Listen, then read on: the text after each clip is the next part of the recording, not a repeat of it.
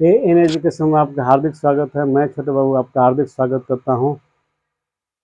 इतिहास जिसका हम अध्ययन करने जा रहे हैं यह एक महत्वपूर्ण विषय है जो किसी भी कंपटीशन की परीक्षा में महत्वपूर्ण स्थान रखता है, चाहे वो यूपीएससी का एग्ज़ाम हो, बीपीएससी का एग्ज़ाम हो या फिर वनडे एग्ज़ाम कोई भी हो, एसएससी हो, रेलवे हो, कुछ भी हो परीक्षा हो, तो इतिहास अपना महत्वपूर्ण स्थान रखता है। और इतिहास एक रुचिकर विषय है, लेकिन जानकारी के अभाव में इसको हम लोग और रुचिकर बना देते हैं। तो इतिहास को टर्मिनोलॉजी यानी कि उसके शब्दों को, उसके शब्दावली को यदि हम समझ लेते हैं तो हमें आगे इतिहास पढ़ने में आसानी होगी। तो चलिए इसी बारे में हम लोग जानते हैं। तो सबसे पहले जानते हैं कि इतिहास क्या है, इतिहास किसे कहते हैं। तो इतिहास क्या है, यानी इतिहास दो शब्द इति प्लस हास से बना है, जिसका शाब्दिक अर्थ है बीती हुई कहानी। इसका अंग्रेजी हिस्टोरी होता है, जिसका जो ग्रीक शब्द हिस्टोरिया से बना है, जिसका अर्थ होता है जांच पड़ताल करना। जांच पड़ताल करना यानी हिस्टोरिया का मतलब क्या होता है, जांच पड़ताल करना। लेकिन हम इतिहास सभी को नहीं कह सकें, वैसी घटना को हम लोग कहते हैं इतिहास जो कि एक क्रम से लिखी गई हो, जो वैज्ञानिक हो। अगर जो क्रम से नहीं लिखी गई हो, वैज्ञानिक नहीं हो, उसको हम इतिहास का नाम नहीं देते हैं। अब सवाल आता है कि इतिहास को सबसे पहले किसने परिभाषित किया था, यानी इतिहास का पिता किसे कहा जाता है। तो इतिहास के पिता के रूप में हम लोग हेरोडोटस को जानते हैं, यानी कि हेरोडोटस को इतिहास का पिता कहा जाता है। इतिहास के पिता किसे कहा जाता है, तो हेरोडोटस को कहा जाता है। अब हेरोडोटस को इतिहास के पिता किसने कहा था, तो सिसरो ने कहा था। किसने कहा था, सिसरो ने कहा था। अब इतिहास में जो शब्द उपयोग होते हैं, जो टर्म उपयोग होते हैं, उसको समझने के लिए उसके बारे में हम लोग जानते हैं। इतिहास में कुछ शब्द ऐसे हैं जो बार बार प्रयोग होते हैं। जैसे अंग्रेजी के बुक पढ़ते हैं तो उसमें बीसी और ईस्वी सन बीसी का उपयोग होता है, और हिंदी का बुक पढ़ते हैं, हिंदी इतिहास के ईसा पूर्व और या सन ईस्वी लिखा जाता है। इसका मतलब क्या होता है, तो बीसी का मतलब है बिफोर क्राइस्ट, यानी कि ईसा मसीह के जन्म के पहले का जो भी घटना, जो भी इतिहास, उसकी तिथियों को दर्शाने के लिए हम लोग इतिहास में क्या करते हैं, किसी भी घटना को लिखते हैं तो बीसी लिखते हैं। जैसे मान लीजिए कि गौतम बुद्ध का जन्म 483 ईस्वी में, ईस्वी पूर्व में हुआ था, तो इसको हम लोग लिखेंगे 483 ईसा पूर्व, या फिर लिखेंगे हम लोग 483 बीसी। इसमें कब हुआ था गौतम बुद्ध का जन्म, तो 483 बीसी में। अब हम लोग एडी को जानते हैं। एडी का मतलब होता है एनोडोमनी, यानी कि after the birth of Christ, यानी ईसा मसीह के जन्म के बाद के जितनी भी घटनाएं हैं, जितने भी इतिहास में तिथियों को दर्शाया गया है, उन सभी को हम लोग एडी से निर्देशित करते हैं। जब इंग्लिश का बुक्स पढ़ते हैं, इंग्लिश का बुक्स में इतिहास पढ़ते हैं, यानी इंग्लिश लैंग्वेज में इतिहास पढ़ते हैं, तब एडी को आजकल जो है सीई तथा बीसी को बीसीई भी लिखा जाता है। दोनों का मतलब एक ही होता है, सिर्फ लैंग्वेज बदल गया है। जैसे बीसीई का फुल फॉर्म होता है बिफोर कॉमन एरा। एरा का मतलब युग होता है या काल होता है। सीई का मतलब होता है कॉमन एरा। अध्ययन की दृष्टि से भारत के इतिहास को कितने भागों में बांटा गया है, तो 3 भागों में बांटा गया। इतिहास को पढ़ने के लिए सबसे पहले इसके भाग को जानना जरूरी होता है। इतिहास को कितने भागों में बांटा गया है, तो 3 भागों में बांटा गया है।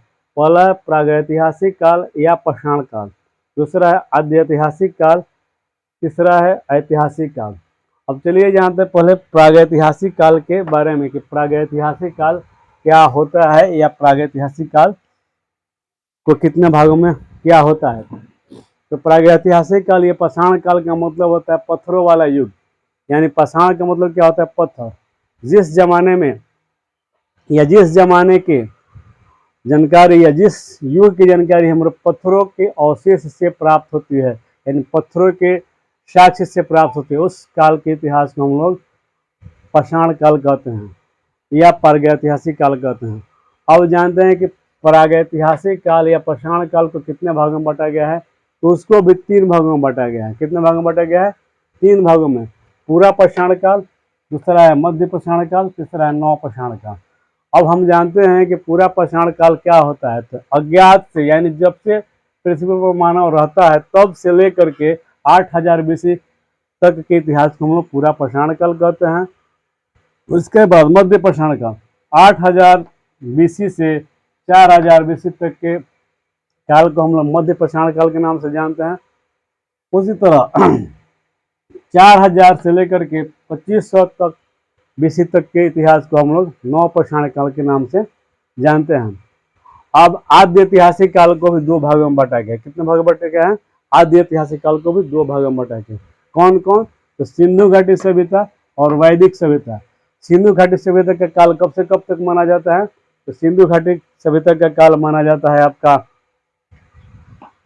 2500 बीसी से लेकर 1500 बीसी तक। कितने तक? 2500 बीसी से लेकर 1500 बीसी तक।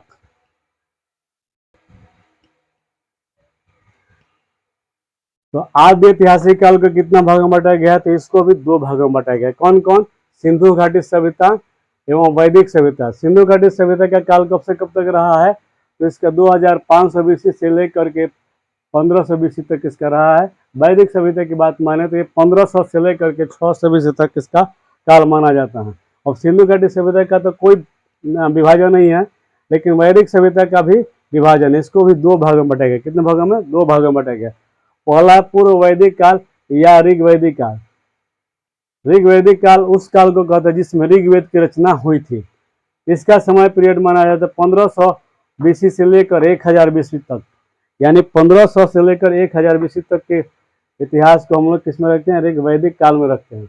उसी तरह उत्तर वैदिक काल, उत्तर का मतलब है बाद में, यानी कि 1000 बीसी के बाद में जो जिन वेदों की रचना हुई है उसके काल को हम लोग उत्तर वैदिक काल कहते हैं। इसका समय पीरियड माना जाता है 1000 से लेकर के 600 बीसी तक। अब चलिए आगे बढ़ते हैं। ऐतिहासिक काल। ऐतिहासिक काल को भी तीन भागों में बांटा गया। प्राचीन भारत, दूसरा है मध्यकालीन भारत, तीसरा है आधुनिक भारत। अब यहीं से हमारे वास्तविक इतिहास की शुरुआत होती है। अब प्राचीन भारत की बात माने तो इसको कब से कब तक समय पीरियड माना जाता है?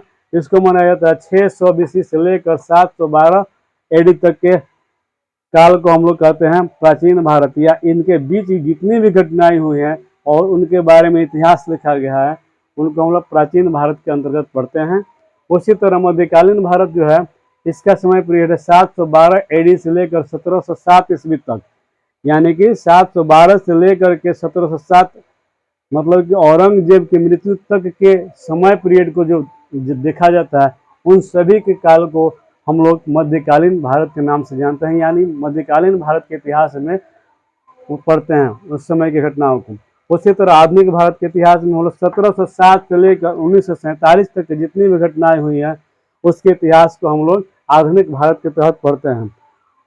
अब चलते हैं आगे, देखते हैं कि प्राचीन भारत जो है इसके बारे में हम जानकारी प्राप्त करते हैं। प्राचीन भारत के इतिहास को भी निम्न भागों में बांटा गया है। पहला है महाजनपद काल, दूसरा है मगध साम्राज्य, तीसरा है मौर्य काल, चौथा है मौर्योत्तर काल, पांचवा है गुप्त काल और छठा है हर्षवर्धन काल। यदि हम इतने टॉपिकों अगर हम इतने का अध्ययन कर लेते हैं तो हमारा प्राचीन भारत कंप्लीट हो जाता है। अब इसमें भी जो महत्वपूर्ण चैप्टर है मुख्य रूप से उन्हीं का अध्ययन करेंगे।